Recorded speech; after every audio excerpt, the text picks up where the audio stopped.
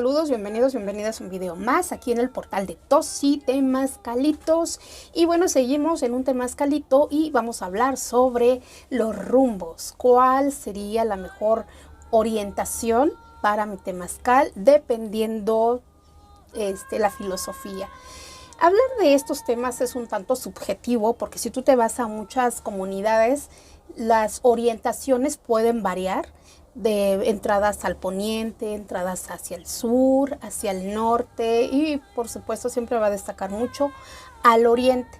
Pero cuando uno pregunta a los guías de temazcal o a los maestros, muchas veces es el conocimiento, como que nos quedamos cortos, ¿no? El conocimiento al rumbo de Quetzalcóatl, la serpiente emplumada, y ahí queda. Normalmente dentro de la cosmogonía mexica, más bien anahuaca, porque abarca un poquito más, en esa cosmogonía está hablando en primer término en temas verticales y horizontales. Así como, por ejemplo, en la parte vertical nos está hablando de los 13 cielos y de los 9 inframundos. Por la parte vertical, que está asociada a esta realidad, nos está marcando obviamente los rumbos, que es el oriente, el poniente, norte, sur, y que se definen como, ustedes ya lo conocen, Tlahuiztlampa, Huiztlampa, Cihuatlampa y por supuesto Mictlampa. Cada uno de estos rumbos convergen una serie de trasfondo místico, cultural, también filosófico, religioso, no desde la parte dogmática, y por supuesto científico, y todavía se le agrega la parte química. Entonces cada rumbo tiene un peso importante que podemos utilizarlo dependiendo del conocimiento y lo que queramos manejar dentro del temazcal. Ahí es donde viene la elección de alguno de estos rumbos. Y bueno, si nos enfocamos al rumbo de Tlahuiztlampa, que ya la mayoría conocemos, que es un rumbo de conocimiento, de luz, y es aquí donde nace obviamente la palabra, donde nace el conocimiento, pero también lo estudiado, lo medido, lo cuantificado, lo pesado, lo analizado. Recordemos que los ancestros anáhuacas eran grandes observadores de los tránsitos celestes. De alguna forma, todos estos conocimientos fueron llevados a su realidad. En esa realidad de todo el lenguaje cósmico que estaba sucediendo es donde se gesta lo que hoy conocemos como el Tonalpohualli, en esta cuenta del tiempo, y por supuesto que le llaman el solario, el Tonalmashot, o el, ¿cómo se llama? Xiuhpohualli, o mayor conocido como la Voz Populi, ¿no? El calendario azteca. En obviamente están plasmados todos estos tránsitos celestes, están plasmados una serie de elementos, sobre todo la parte matemática, las divisiones de un año y por supuesto las veintenas. Todo está plasmado en este solario, en este glifo. Evidentemente, al ser ellos matemáticos, y que menciono, lo aplicaban en su vida, evidentemente fue parte fundamental de la organización social, individual, porque sabían que todos estos movimientos celestes de alguna manera sí afectaba nuestro actuar. Cabe destacar que de alguna manera estas construcciones no estaban edificadas, como ya he mencionado, de manera aleatoria, de manera transigente. Realmente tenían estudio matemático y por supuesto análisis para generar o edificar estas metrópolis, estas grandes acrópolis de estas grandes ciudades. Y que obviamente también tenían un estudio previo energético, por supuesto, de lo que podemos llamar focotonales, que tuviesen una conexión o que emanaran un tipo de energía. Aquí es importante destacar que hoy en día, por ejemplo, se pueden medir estas frecuencias si estudias esta parte de las líneas Hurry, y de las líneas Harman. Estas líneas obviamente van a emanar una frecuencia que puede ser muy positiva, muy negativa, que puede amplificar la energía negativa como amplificar la energía positiva. Esto también en cuanto a sus diseños y estructuras, obviamente los manuscritos que indican que muchas veces se basaban, más bien no indican, más bien mencionan que se basaban para sus edificaciones base a tránsitos celestes, y el cual destacaba, por ejemplo, Venus. Venus fue muy analizado y muy estudiado tanto por nuestra cultura anahuaca como por otras culturas. Dentro de nuestra cosmogonía, Venus fue llamado Quetzalcóatl. Entonces, Quetzal, que viene siendo una alegoría a la pluma, y Coatl, que es serpiente, hace una alegoría a la tierra, el movimiento ondulante, el movimiento precioso, y la pluma, lo que se eleva.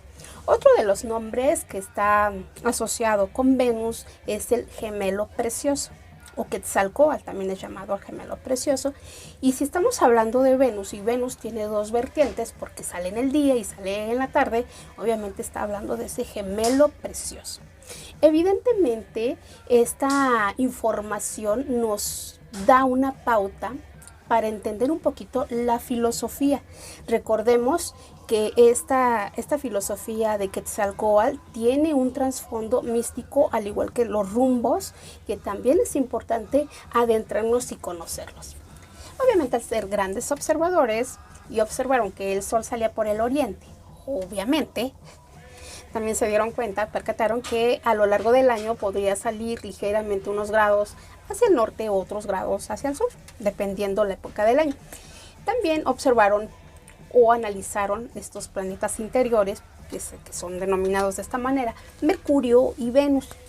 Estos planetas siempre van a estar muy cerca del Sol, a lo cual se llama una conjunción. El estar cerca es una conjunción. De esta manera, al observar, por ejemplo, a Venus, que se dieron cuenta con lo que conocemos ahorita, ¿no? El gemelo precioso. Entonces, al decirle que es un gemelo precioso, y si estamos hablando del oriente, de Tlahuiztlampa, del gemelo precioso, del conocimiento, quiere decir que a lo mejor, suponiendo que estén hablando del Venus, que es la estrella o el lucero de la mañana, porque muchas veces sale en la mañana y otras veces sale en la tarde. Dependiendo de la época del año, se va a esconder, va a ser visible, y otras tantas va a ser visible en la tarde. Eso era lo que le llamaba la atención a muchas de las culturas cuando estudiaban a Venus. Venus, de alguna manera, como lucero de la mañana, es conocido como Lucifer, y en la tarde es conocido como Hesperus.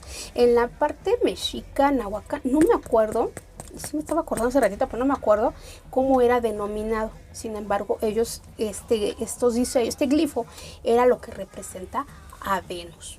Cabe destacar que Venus tiene, obviamente, al estudiar a Venus, ellos se dieron cuenta que tiene sus movimientos, que era lo que hacía Venus con la Tierra y en estas alineaciones con estos planetas. Venus tiene un tiempo sideral de 224.7 o 225. Vamos a dejarle más o menos un aproximado de un tiempo sideral. Sideral es cuando tarda en dar la vuelta alrededor del Sol. Y un tiempo sinódico, que es el tiempo que se tarda en dar una vuelta en su propio eje o en su propia órbita. Entonces, al basarse en este estudio de Venus, se dieron cuenta que de alguna manera Venus, al generar 5 ciclos de 8 años, Venus ya había pasado 13 órbitas en su trayectoria. En pocas palabras, quiere decir que la Tierra, Venus y el Sol hacían una alineación. Y bueno, se genera esta imagen o esta línea de 5 puntas, que es un pentagrama, polígono, estrella pitagórica, estrella Wicca, o todo, que es muy conocida, obviamente, por todas estas sociedades ocultas de esta parte filosófica, y que está muy, se interpreta en pocas palabras como algo negativo. Se interpreta como algo negativo. Sin embargo, esta estrella la hemos considerado que es algo ajeno a nuestra cultura, que es algo que es propio de otras culturas. Pero sin embargo, en el calendario solar, en el Shipowali, también está marcada. Y curiosamente, en la parte astrológica, este emblema o esta línea de 5 puntas, este pentagrama, tiene mucho trasfondo, que si tú lo estudias en la parte pitagórica, en las notas musicales, tiene mucho sentido de una estrella que nos puede ayudar para entender muchas situaciones de los teocallis, o la mejor representación de este lenguaje astronómico es Xochicalco. Digo, hay muchas a lo largo de todas estas edificaciones y teocallis, de centros ceremoniales y centros arqueológicos, hay mucha información. Por ejemplo, en Xochicalco, en esta teocalli de las serpientes emplumadas, porque evidentemente serpientes tienen una relieve de 8 serpientes emplumadas, y también en estos relieves hablan precisamente de Venus, ¿no? De esos tránsitos que estaban pasando, del numeral número 13 y por supuesto del 52, que desencadena en una ceremonia o la del fuego nuevo, que acuérdense que 8 años de la Tierra son 13 años de Venus, y esto genera de alguna manera o de alguna forma la energía de renovación. Ahora, por otro lado, en esta parte astrológica, si vemos estas 5 líneas, en esta etapa actual cae en estos signos, en signos por ejemplo de Aries, de Géminis, de Leo, de Escorpio y de Capricornio. Esas 5 líneas están de alguna manera marcadas por estos puntos astrológicos o estos signos astrológicos.